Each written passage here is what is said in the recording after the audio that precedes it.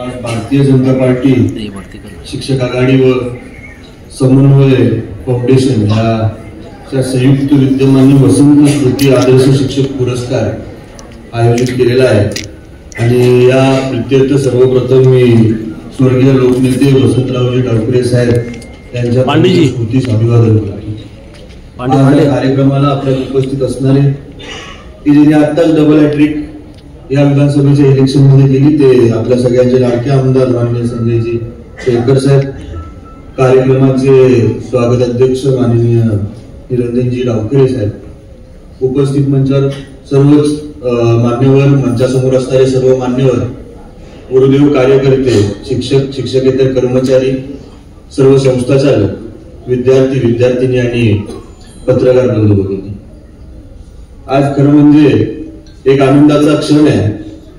कारण की 10 वर्षापूर्वी या देशामध्ये 2014 साली एक क्रांती सुरू झाली आणि भारतातील एक सर्वसामान्य जनतेने पंतप्रधान नरेंद्र मोदी यांना आपले नेतृत्व आणि आपली सेवा करण्याची संधी दिली आणि 2014 सालापासून जो विकास यज्ञ या देशात सुरू झाला त्या विकास यज्ञाचं फलित ते आपण या महाराष्ट्राच्या या वर्षीच्या विधानसभेच्या दृष्टिकोनातून पाहतोय की जवळपास क्लीन स्वीप भारतीय जनता पार्टीने आणि महायुतीने यावर्षी केली आणि नक्कीच हे सगळं करत असताना या विकास यज्ञामध्ये खरी साथ जे आपल्या पंतप्रधान मोदीजींना कोणी दिली असेल तर त्या सगळ्या सहकार्याने दिली आणि नक्कीच या विकास यज्ञामध्ये सगळ्यात महत्वाची भूमिका जर समाजातल्या कुठल्याही घटकांनी बजावली असेल तर ती आपल्या शिक्षण क्षेत्रात काम करणाऱ्या सर्व कार्यकर्त्यांनी बजावली।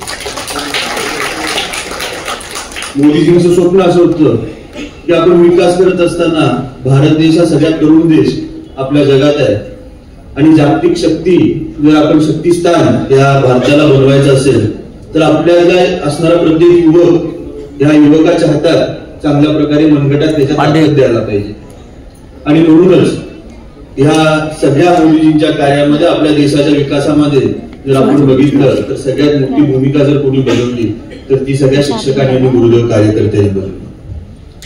स्वामी विवेकानंद शिक्षण संस्था ही संस्था शिक्षण महर्षी डॉक्टर बापूजी साळुंखे यांनी स्थापन केली।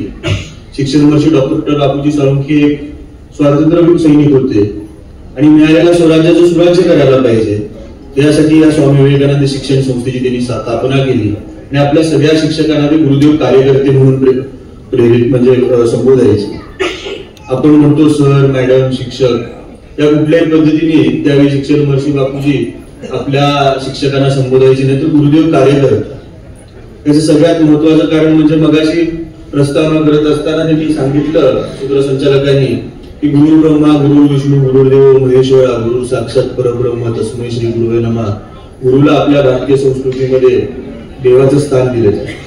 आपल्या मनुष्यात असणारा दैवी गुण आणि राक्षसी गुण या दोन प्रकारच्या गुणांपैकी मधून राक्षसी गुणांना शिक्षणाच्या माध्यमातून बाजूला काढायचं आणि दैवी गुणांना हुंकर द्यायची आणि हा एक गुरुदेव कार्यकर्ता समाजात स्वामी विवेकानंदांच्या स्वप्नातला एक आदर्श युवक घडवू शकतो हे बापूजींना अभिप्रेत होतं। आज म्हणूनच ह्याच तत्वज्ञानावरती काम करत असताना स्वामी विवेकानंद शिक्षण संस्था ही महाराष्ट्रातली एक अग्रगण्य संस्था म्हणून काम करते आणि महाराष्ट्राच्या 12 जिल्ह्यांमध्ये कर्नाटकांच्या काही भागांमध्ये आपल्या संस्थेचे संस्कार करते आणि म्हणूनच या कार्यक्रमाला येत असताना मला विशेष आनंद याच्यासाठी होतो कारण की जो पायंडा जो समाजसेवेचा पायंडा माननीय स्वर्गीय लोकनेते वसंतरावजी डावखरे साहेब यांनी आपल्याला दिलेला हा वारसा पुढे घेऊन जाण्याचं काम आदर्शपणे निरंजनजी त्या ठिकाणी करतायत आणि त्यांचा एक लहान भाऊ म्हणून सार्थ अभिमान मला त्यांच्या कार्याच्या या ठिकाणी वाटतो।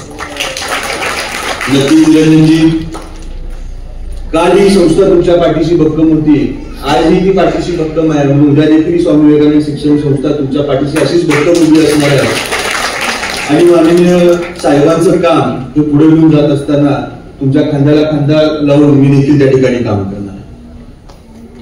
आज हा वारसा पुढे घेऊन जात असताना विशेष मला त्याचा अभिमान ह्यासाठी पण वाटतो की आज जर आपण बघितलं तर आपल्या महाराष्ट्राच्या देशाच्या पटलावर महाराष्ट्र हा शिक्षणाच्या बाबतीत अव्वल आहे आणि ह्या सगळ्या अव्वल स्थान मिळवण्यासाठी ज्यांचं खरं श्रेय, ज्यांचे खरं काम केलेलं आहे, स्वतःला ज्यांनी मातीत गाडून घेतलेलं आहे ते सर्व आदर्श शिक्षक माझ्यासमोर या ठिकाणी बसलेले आहेत आणि म्हणूनच भारतीय जनता पार्टीच्या शिक्षक आघाडीचे मी विशेष असे कौतुक स्वामी विवेकानंद शिक्षण संस्थेच्या वतीने करतो, कारण की असा आदर्श शिक्षक तुम्ही कोकण विभागातून निवडले.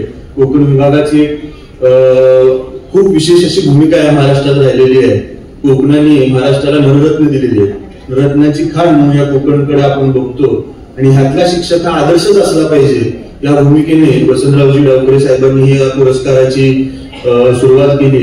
निरंजनजी, खरोखर आपल्या सगळ्यांना अभिमान वाटायला पाहिजे की 150 शिक्षक आपण त्या ठिकाणी निवडले आणि मी त्या सर्व 150 शिक्षकांचं त्या ठिकाणी अभिनंदन करतो आणि त्यांना त्यांच्या पुढील वाटचालीसाठी शुभेच्छा. सगळ्या शिक्षक बांधवांना बघितलं मला आज एवढा संदेश द्यायचा आहे की कुठलाही पुरस्कार मिळत असताना आपला सत्कार आपल्या कार्याचा गौरव होतच असतो, पण तो सत्कार आणि गौरव होत असताना आपली जबाबदारी देखील तेवढ्याच पटीने त्या ठिकाणी वाढत असते. आज ज्यावेळी स्वातंत्र्य मिळाल्यानंतर जी शिक्षण पद्धती होती, जी समाजाची परिस्थिती होती ती वेगळी होती आणि आज कोरोना नंतर हा जो 21व्या शतकातला स्पर्धेचा काळ आहे हा खूप वेगळा आहे. आणि आज जर विद्यार्थ्यांची जर आपण वैचारिक परिस्थिती त्या ठिकाणी बघितली तर ही पण त्या मोबाईलमुळे खूप विशेष चिंताजनक बाब मला त्या ठिकाणी वाटते. कारण की मी बघतो हल्ली भरपूर गेम्स असे आलेले आहेत, आर्टिफिशियल इंटेलिजन्स मध्ये ChatGPT सारखे ऍप्लिकेशन्स त्या ठिकाणी आले आहेत. निरंजनजी, तुम्हाला आश्चर्य वाटेल पण मागच्या आठवड्यात पेपरला देखील ती बातमी आली आहे. आपण जे ChatGPT वापरतो तसं गुगलचे इंटेलिजन्स एक आहे, म्हणजे गुगलला आपण सर्च केल्यावरती पहिले AI चा रिझल्ट आपल्याला मिळतो.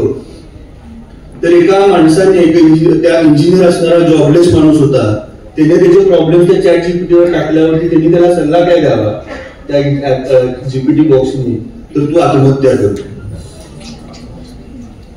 आज या काळामध्ये जर आर्टिफिशियल इंटेलिजन्स माणसाला आत्महत्या करायला प्रवृत्त करायला, त्या ChatGPT वरती तर तुम्ही आत्महत्या प्रवृत्त करण्यासाठी गुन्हा दाखल करू शकता. तर अशा काळामध्ये या सगळ्या तंत्रज्ञान वेगाने वाढत चाललंय, त्यावेळी आपल्या शिक्षकांची जबाबदारी त्या ठिकाणी जास्त महत्वाची होती. आणि म्हणून मी सगळ्या आज या ठिकाणी गौरव आणि ज्यांना सन्मान होतोय अशा सर्व शिक्षकांना एवढंच आवाहन करतो की येत्या काळामध्ये आपण फक्त चॉप आणि बोर्डनी शिक्षण न देता विद्यार्थ्यांबरोबर समरस होण्याची गरज आहे. विद्यार्थ्यांच्या मनात काय आहे हे ओळखणं गरजेचं आहे आणि उद्या विद्यार्थ्यांचं मित्र त्या ठिकाणी होणं गरजेचं आहे. जर आपण त्यांच्याबरोबर मैत्री केली, त्यांच्या प्रकारे चांगल्या पद्धतीने संवाद साधला तरच हा येत्या काळ जे येणारं भविष्य आहे हे आपलं सुखदायी समाधानी राहणार आहे. आणि म्हणून मी पुन्हा एकदा तुम्हा सगळ्यांना विनंती करतो की जे कार्य हे तुम्ही हे जे सतीचं वाण शिक्षक म्हणून तुम्ही स्वीकारले ते असंच अहोरात्र पुढे घेऊन जात असताना त्या विद्यार्थ्यांशी मैत्री करण्याचा प्रयत्न आपण सगळ्यांनी करूया. शेवटी जे कार्य हातात घेतलेलं असतं ते शेवटपर्यंत घेऊन जायचं असतं. स्वामी विवेकानंदांनी आपल्याला सांगितले की arise awake and stop not till the goal is reached. तर जोपर्यंत हे अंतिम ध्येय आपण गाठणार नाही तोपर्यंत सर्वच गुरुदेव कार्य करताना सर्व शिक्षकांना माझं असं आव्हान आहे की या विद्यार्थ्यांच्या आयुष्यात जर आपल्याला प्रकाश पाडायचा असेल, जर तो अंधकार त्यांचा बाजूला सारायचा असेल तर ज्ञान विज्ञानाबरोबर सुसंस्काराची कास देखील आपण त्यांना त्या ठिकाणी द्यायला पाहिजे.